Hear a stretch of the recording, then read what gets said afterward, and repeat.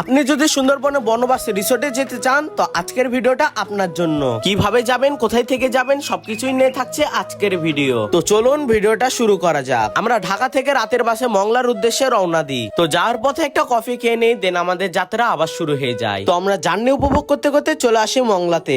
বাংলাদেশের যে কোনো প্রান্ত থেকে আপনাদের আগে আসতে হবে এই মংলা বন্দরে। মংলায় আমাদের ট্যুর অপারেটরের নৌকা অপেক্ষা করছিল।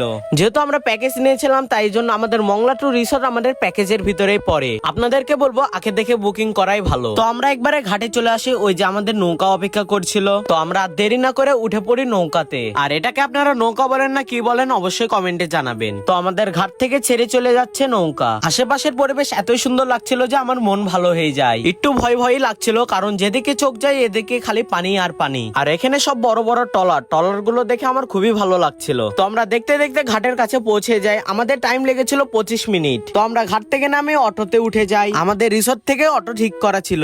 তো আমাদেরকে রিসিভ করে রওনা হয় রিসোর্টের দিকে। গ্রামের সুন্দর পরিবেশ উপভোগ করতে করতে আমরা পৌঁছে যাই রিসোর্টে, বনবাস ইকো ভিলেজ। গেটটা আমার কাছে খুবই সুন্দর লাগে। তো আমরা দেরি না করে ঢুকে পড়ি ভিতরে। দুপাশে গাছ, মাঝখানে কাঠের রাস্তা, তা না কতই সুন্দর দেখতে।